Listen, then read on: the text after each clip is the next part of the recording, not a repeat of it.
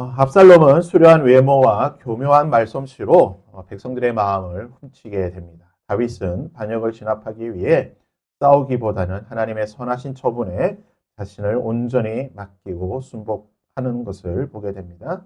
그리고 다윗이 고난을 당하게 되자 진짜 다윗의 사람이 누구이고 또한 어떤 사람이 다윗과 함께 했는지를 볼 수 있는 다윗의 사람들을 확인할 수가 있습니다. 잠깐 퀴즈를 보시면요. 자, 다음 사람들의 공통점은 무엇일까요? 자, 야곱, 라반, 기드온 주민들, 게하시, 아나니아와 삽비라. 이들의 특징이 뭘까요? 공통점이 네, 성경에 나오는 인물이라는 거 말고 또 뭐가 공통점이 있을까요? 네, 이들은 다 거짓말로 하나님과 사람을 속였던 사기꾼들입니다. 성경에서 몇 안 되는 사기꾼이라고 할 수 있는 사람인데요. 우리가 사기꾼 하면 제일 먼저 떠오르는 사람이 야곱이죠. 형 에서의 배고픔을 타서 스프 한 그릇입니다. 붉은 팥죽 하나로 장자권을 형에게서 샀던 형에게 어떻게 보면 사기잖아요. 거짓말하고 장자권을 샀던 그리고 눈이 어두운 아버지 이삭을 속여서 축복을 받았다. 형의 목소리를 흉내내고 형처럼 털이 많은 것처럼 가죽 털옷을 이렇게 해서 아버지를 속였다. 야곱이 사기꾼의 어떤 전형적인 모습이라고 할 수 있습니다. 우리말에 뛰는 놈이에 누가 있다고요? 나는 놈이 있습니다. 야곱이에 누가 있을까요? 야곱보다 더 뛰어난 사기꾼이 있습니다. 이게 또 이제 핏줄이죠. 야곱의 외삼촌 라반입니다. 라반은 사기꾼을 사기쳤던 사람입니다. 정말 대단하죠. 사기꾼이 자기가 사기 당한지도 모르고 사기를 당했을 만큼 아주 뛰어난 사기꾼인데요. 자신의 두 딸 레아와 라헬을 야곱과 결혼시키기 위해서 야곱을 속이고 무려 14년 동안 야곱에게 뭘 시킵니까? 열정페이를 시켰죠. 내 두 딸과 결혼했으니까 14년 동안 나를 섬기라라고 하는 일을 하게 되고 야곱의 품값을 이후에 야곱이 이제 정당하게 자신의 노동에 대한 대가를 받으려고 하니까 무려 10번이나 그 계약서를 바꾸어서 끊임없이 야곱을 속였던 사람이 누구냐? 라반입니다. 기브온 주민들 같은 경우는 여호수아가 가나안 정복 전쟁을 할 때에 생존하기 위해서 여호수아에게 거짓말을 하게 되죠. 가나안 주민임에도 불구하고 마치 멀리 살았던 사람인 것처럼 여호수아를 속여서 생존하였던 사람들이 기브온 주민들입니다. 게하시는 엘리사의 비서였죠. 엘리사의 비서였는데 아람 장군 나아만에게 가서 속여서 그에게 옷 한 벌과 금 한 달란트와 옷 두 벌을 받아서 어떻게 보면 사기라기보다는 거짓말한 거죠. 근데 나아만과 그리고 엘리사에게 속여서 거짓말하고 그 부당한 이득을 취하였던 사람. 마지막 아나니아와 삽비라도 초대교회 성도입니다. 이 당시 초대교회 성도라고 하는 것은요, 목숨을 걸고 믿어야 되는 사람들입니다. 여러분, 아나니아와 삽비라를 우리가 조금 굉장히 좀 과소평가하는 경향이 있는데, 아나니아와 삽비라는 정말 대단한 사람입니다. 그 당시에, 예수를 믿는다고 하는 것은 목숨을 걸고 믿어야 되는 정말 초대교회 그 시대의 성도들이었고, 자신의 땅을 다 팔아서, 물론 일부는 감추기도 하였지만, 어쨌거나 집을 팔아서 교회에다가 헌금했을 정도로 어느 정도 믿음이 있던 사람입니다. 하지만 그는 하나님을 속이려고 했고, 사도들을 속이고, 사람들을 속이려고 했기 때문에 하나님께서 그를 심판하셔서 보면 즉사를 하게 되죠. 부부가 함께 즉사하게 되는 이런 모습들을 보게 됩니다. 그래서 성경에 보면 이런 다양한 신약과 구약의 다양한 거짓말을 해서 사기를 사람들을 보게 되는데 우리나라 통계를 보니까 2021년에서 2023년 아마 뭐 올해도 마찬가지일 거예요. 2025년 기준도 마찬가지인데 우리나라 5대 강력 범죄가 있습니다. 살인, 강도, 그 다음에 강간, 절도, 폭력이 있는데 이 모든 5대 범죄보다 더 많이 있는 범죄가 뭡니까? 사기죄입니다. 한 해 동안 사기죄가 무려 2023년은 36만 건입니다. 엄청납니다. 그래서 우리나라 무슨 나라로 갑니까? 사기 공화국입니다. 우리나라 범죄 비율의 1위가 사기입니다. 사기꾼들이 살기 너무나 좋은 나라라서 우리나라 사기꾼이 정말 많죠. 그래서 사기는 결코 멀리 있지 않습니다. 여기 찾아보니까 정말 사기를 많이 쳐요. 그러니까 사소한 것부터 사기, 그런, 뭐가 있었죠? 얘네 이제 중고거래하면 뭐가 온다고 그럽니까? 노트북을 샀는데 뭐가 옵니까? 벽돌이 오게 되죠. 이거부터 시작해가지고 온갖 종류의 사기가 우리나라에 많은 것을 보게 됩니다. 오늘 이런 사기꾼의 또 다른 모습을 볼 수가 있습니다. 그가 누구입니까? 압살롬입니다. 압살롬을 통해서 압살롬이 어떻게 사기를 치고 있는지 사기꾼의 전략을 한번 보도록 하겠습니다. 자, 1번 압살롬은 어디에서 재판을 하고 있습니까? 2절 말씀에 보면 압살롬이 어디에서 재판을 했는지 말합니다. 이렇게 말하고 있죠. 오늘 말씀 2절입니다. 압살롬이 일찍이 일어나 성문길 곁에 서서 어떤 사람이든지 송사가 있어 왕에게 재판을 청하러 올 때에 그 사람을 불러 이르되 너는 어느 성읍 사람이냐 하니 그 사람이 대답이 종은 이스라엘 아무 지파에게 속하나이다 하며 압살롬이 어디에 있습니까? 성문길 곁에. 성문길 곁. 그러니까 성문이 있으면 그 성문 바로 옆에 있었다는 거예요. 왜 압살롬이 하고 많은 장소들 중에서 이때는 이제 다윗과 화해를 하고 다윗이 머물고 있던 예루살렘 궁으로 자유롭게 왔다 갔다 할 수 있는 이 시기입니다. 이때 압살롬이 왜 성문 길 곁에 서서 이런 오가는 사람들을 만나고 그에게 이런 이야기를 하는가? 고대 이스라엘에서 이 셈족 계열에서는 이 성문이라고 하는 것이 단순히 출입구가 아니에요. 이 성문의 첫 번째 중요한 기능은 재판과 공의를 행하는 장소입니다. 고대 성읍은 방어를 위해서 성벽을 쌓고 난 뒤에 그 성벽 안쪽에다가 넓은 공터가 있습니다. 그곳에서는 성읍의 장로들이나 재판관들이 이곳에 앉아서 백성들의 이야기를 듣고 재판을 행하던 곳이에요. 그러니까 어떻게 보면 왕 앞에 왕의 있는 왕궁에서도 재판을 받지만 일반적으로 또한 이 성문 곁에서 재판을 받았던 아주 재판의 장소입니다. 또한 성문은 행정과 소통의 중심지입니다. 왕이나 선지자들이 백성에게 무언가를 말할 때는 꼭 성문 곁에 서서 또는 성문 위에 올라가서 하나님의 말씀을 선포하든지 법령을 선포했던 것이에요. 그래서 고대 사회의 시민 광장 아고라라고 하는 헬라 시대 때 그 그리스의 아고라처럼 이 성문 곁은 백성들이 가장 많이 모이는 여론이 형성되고 사람들이 가장 많이 모이는 아주 중요한 장소였어요. 그러니까 압살롬이 성문 곁에 서 있었다는 것은 단순히 그냥 성문 곁에 서가 보면서 오늘 누가 오는가, 왕에게 누가 만나러 가는가 이게 봤다는 게 아니에요. 아버지 다윗이 행사해야 할 최고 재판관으로서의 왕의 권위를 중간에 가로챘는 아주 사기를 치는 거죠. 백성들에게 사기를 치는 그로 인하여서 노골적인 반역 행위를 하는 것입니다. 왕에게 다윗에게 재판으로 받으러 가는 사람에게 붙잡아가서 왕이 지금 시간 없어서 재판 못한다. 대신 내가 들어줄 테니까 한번 말해봐. 라고 하면서 그 사람한테 유리한 방식으로 이야기를 해주는 거죠. 판결을 해주는 겁니다. 그래서 자신이 먼저 억울함을 들어주며 무엇을 무너뜨리는 거예요? 다윗의 통치권. 그러니까 통치권의 핵심은 재판, 다스리고 재판하고 통치하는 건데 이 통치권, 오늘날로 치면 사법 시스템을 무너뜨리는 거예요. 그러니까 사법 시스템을 무너뜨림을 통해 가지고 반역을 하는 이런 모습들을 보게 됩니다. 성문에서 재판하는 것이 왜 중요한가?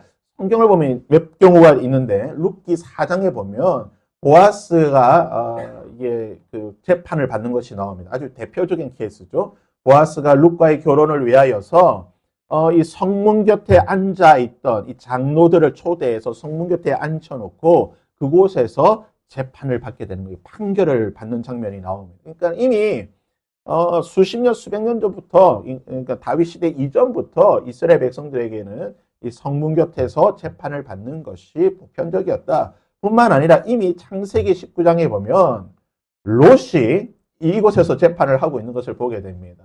창세기 19장에 보면 두 천사가 소돔으로 들어갈 때에 롯이 어디에 앉아 있다가 이 천사를 보게 되느냐?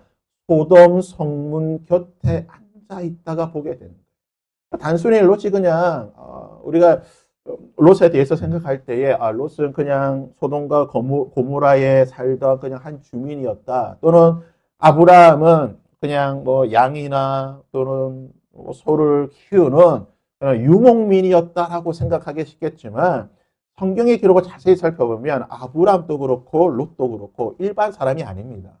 굉장한 영향력 있는 상당히 많은 재산을 가지고 있고 상당한 정치적인 영향력이 있던 사람이 누구냐? 아브람과 롯이. 그러니까 롯이 성문 곁에 앉아서 사람들을 재판할 수 있는, 통치할 수 있는 그런 어느 정도의 지위에 있던 사람이라는 것을 알 수가 있습니다. 그리고 신명기 21장에 보면 아들이 말을 듣지 않으면, 그러니까 아들이 부모의 말도 듣지 않고 자기 마음대로 행하면 그 아들을 부모가 잡아서 어디로 끌고 가느냐? 성읍 장로들이 있는 고을 성문으로 가라. 그러니까 성읍의 장로들, 그 마을을 다스리고 재판하고 통치하는 장로들이 있는 그곳으로 아들을 끌고 가서 심판받아. 아들이 잘했는지 잘못했는지 판결받고, 잘못했으면 때리고 뭐 잘했으면 그냥 풀어주고, 이런 판결을 받으라고 알려준 것이 어디입니까? 성문이라는 거죠. 욥도 그럽니다. 욥도 욥기 29장에 보면 내가 옛날에 잘 나갔을 때 어떻게 잘 나갔느냐? 그때는 내가 나가서 성문에 이르기도 하며 내 자리를 거기에 마련하기도 하였다. 그러니까 성문이 내 자리였다는 거예요. 그러니까 욥도 그냥 단순히 돈 많은 그런 사람이 아니라 그가 살고 있던 동방이라고 칭하는 그곳에서 재판할 수 있는 행정적인 그런 상당히 높은 지위에 있던 사람이다라고 하는 것을 알 수가 있습니다. 그래서 이런 성경의 여러 가지 또는 셈족의 여러 가지 문화를 종합해 보면 성문이라고 하는 것은, 성문 곁에 자리라고 하는 것은 지도자의 자리, 굉장히 중요한 자리인데 이곳에 지금 누가 앉아 있느냐? 압살롬이 앉아 있었다. 그러면 압살롬이 과연 어느 성문 곁에 앉아 있었을까요? 그래서 이것은 이제 예수님 당시의 성전입니다. 예수님 당시의 예루살렘 성이, 그러니까 다윗 시대가 아니라 예수님 당시의 예루살렘 성입니다. 예루살렘 성인데, 그래서 우리나라는 사대문이죠. 동대문, 서대문, 남대문, 동서남북의 사대문이죠. 근데 이스라엘은 8대문입니다. 예루살렘은 8대문이에요. 그래서 위에서부터 보면, 자, 부터 보시면 이제 헤로문부터 시작해요. 헤로문, 스데반문, 황금문, 분문. 분문은 이제 똥문이에요, 똥문. 오물이 다니는 똥문. 그 다음에 시온문, 욥바문, 세문. 세문은 하늘 나는 새가 아니라 말 그대로 뭡니까? 새로운 문이라는 세문. 그리고 다메섹문. 그러니까 이름으로, 그러니까 지명이 붙어 있는 성문은 다메섹이나 욥바문 같은 거는 욥바로 갈 수 있는 문 또는 다메섹으로 향하는 문이라는 뜻이고, 분문은 말 그대로 그냥 오물들이 폐수가 오가는 지역이고, 이제 시온문이나 헤론문이나 스데반문이나 황금문, 이제 이런 문들은 기존에 있던 문을 좀 보수해서 만든 문인데, 근데 이제 예수님 당시의 문입니다. 그래서 안으로 들어가 보면 이거 같은 경우는 지금 아마 스데반문이나 황금문 그 옆이죠. 그러니까 지금 그 모스크가 알라크 모스크가 있는 곳이니까 이처럼 넓은 광장이 있어요. 성문 옆에 성 광장에는 이런 식으로 굉장히 넓은 곳이 있다는 거죠. 그래서 아마 압살롬이 이 성문 곁 뭐 어디 위에 이런 자리에 마련해놓고 요 밑에서 왔다 갔다 하는 사람들을 보면서 이제 재판을 했다는 겁니다. 자, 이제 이것은 다윗 시대의 성문이에요. 다윗 시대. 아까 봤던 이제 기드론 시내가 있죠. 다윗이 기드론 시내로 도망가서 갈람산으로 가는 건데, 기드론 시내를 건너서 가는 건데, 이건 이제 다윗성이죠. 자, 압살롬이 어디에 있었을까요?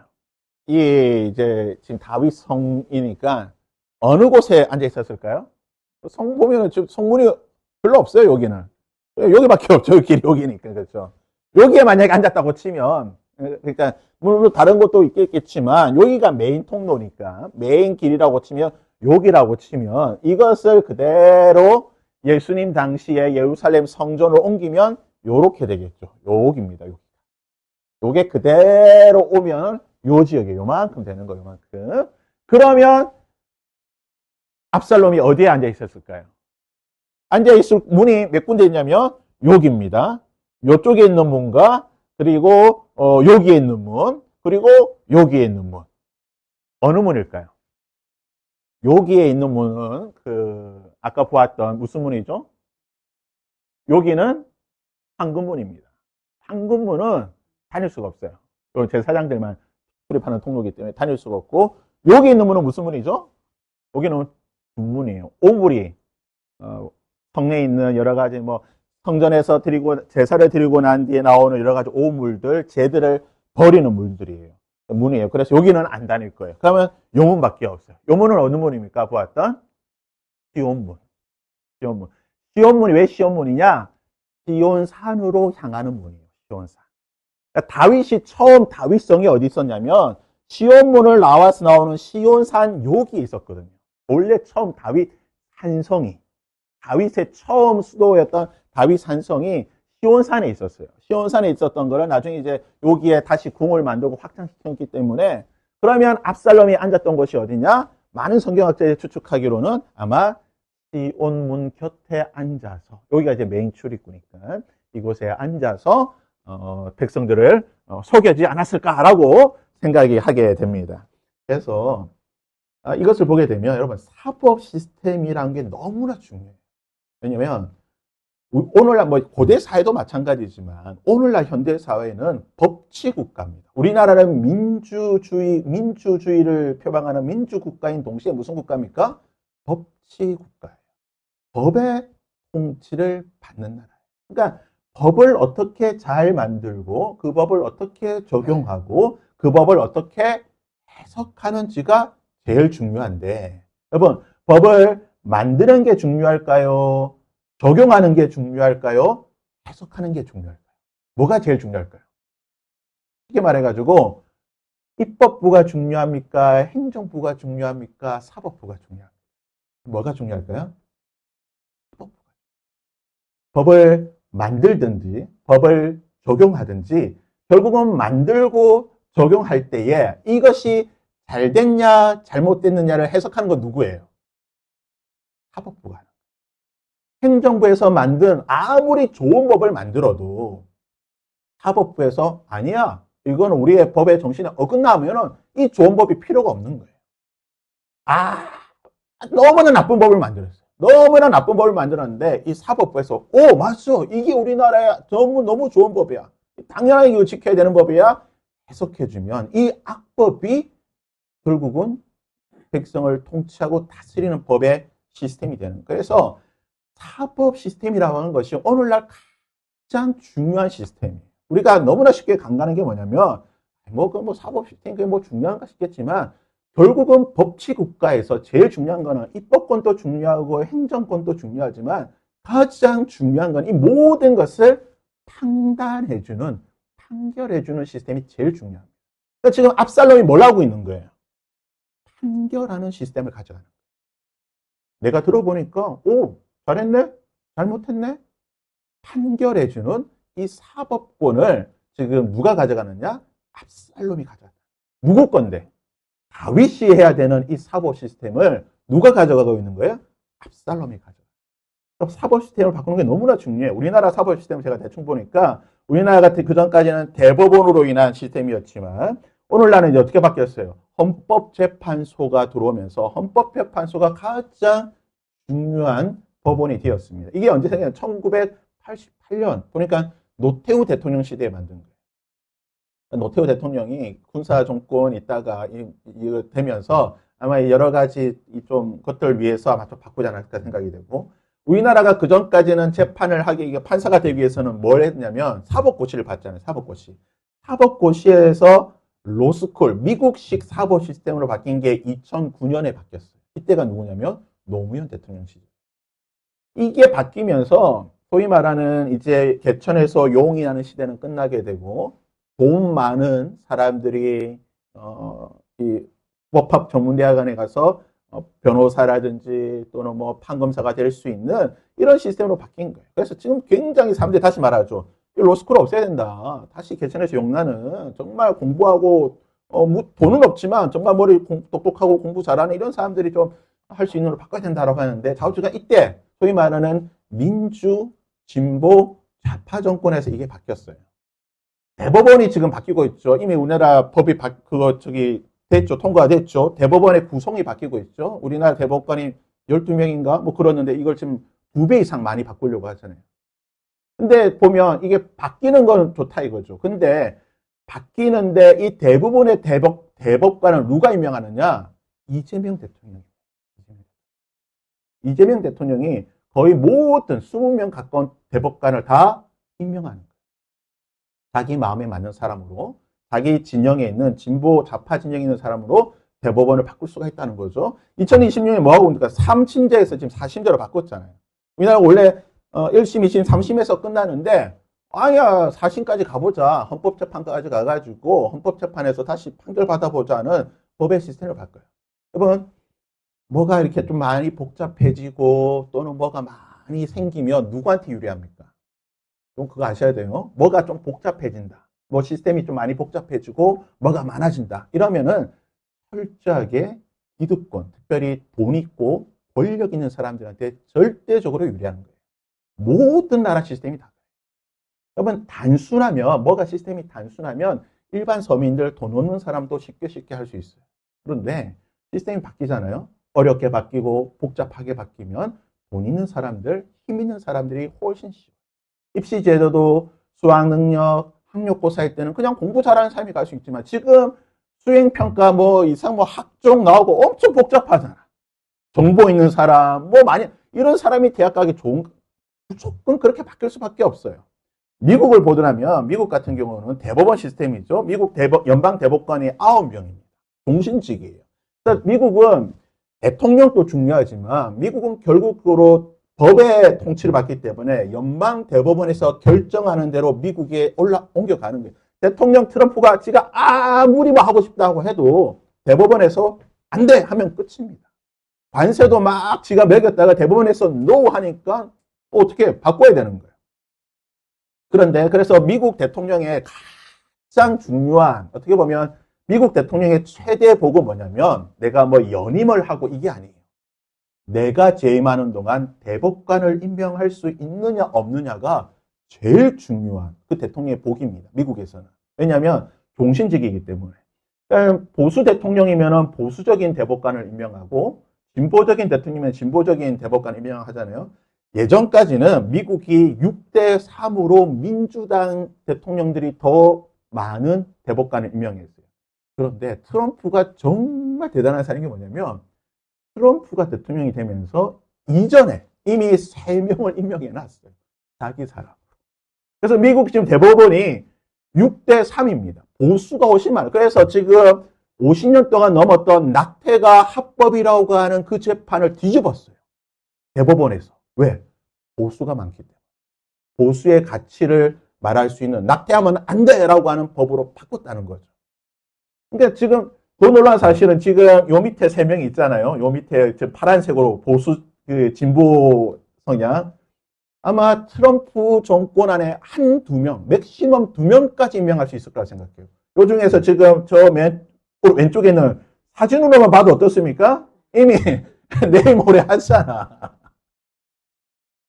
내일 모레 하는 사람들, 위에 있는 사람들 다 젊어, 지금. 그 보수 정권에서 임명한 사람들은. 이 밑에 있는 사람들 한 명이 지금 오락가락 하기 때문에. 그래서 트럼프는 자기 정권에 지금 최소 4명에서 5명까지 임명할 수 있는 엄청나게 행운아요. 지금 미국이 전체적으로 보수적으로 흘러갈 수 있는 이유가 뭐냐면 이 대법원을 바꿨기 때문에. 이걸 누가 했느냐? 트럼프가 했다. 그래서 기독교인들이 트럼프를 그렇게 욕은 하긴 하겠지만 한편으로 좋아하는 게 뭐냐면 이런 보수적인 그런 대법관이 있으니까 기독교적인 가치관에 따라서 미국의 시스템이 바뀌는 거예요. 낙태가 불법이 되고 합법이 되어 있던 낙태가 불법이 되고 그리고 미국 학교에서 10계명 주기도문 못하게 하고 또는 뭐 10계명을 학교에서 제거했던 거 아니다 해도 된다라고 판결해 주기 때문에 지금 학교마다 뭐 수업 시간에 기도하고 주기도문하고 또는 학교 광장에다가 10계명 세워놓은 이런 일들이 일어날 수 있는 게 이것 때문에 그런 거예요. 그래서 사법 시스템을 누가 잡고 있느냐가 너무나 중요해요. 그래서 우리가 이것에 대해서 좀 관심을 가져야 돼요. 기독교인들이 뭐 맨날 뭐 이렇게 나가서 시위하는 게 다가 아니라니까요. 나라가 어떻게 돌아가고 시스템이 어떻게 돌아가는지를 알아야 돼요. 결국 우리나라는 법에 따라서 움직일 수밖에 없어요. 그래서 법을 누가 잡고 있느냐, 어떤 방향으로 법이 이끌어갈 수 있도록 이 흐름을 누가 만드는지가 중요한데 그래서 제가 다시 말씀드리잖아요.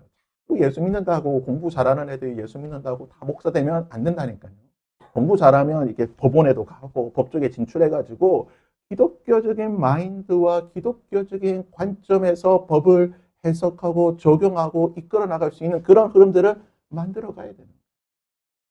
자, 요거까지 좀 보겠습니다. 오늘 이상한 소리 많이 해가지고. 자, 압살롬이 어떻게 마음을 훔쳤습니까? 압살롬 일단 사기꾼 여러분 사기 치려고 하면 일단 잘생겨야 됩니다. 얼굴이 호감형이 돼야 돼요.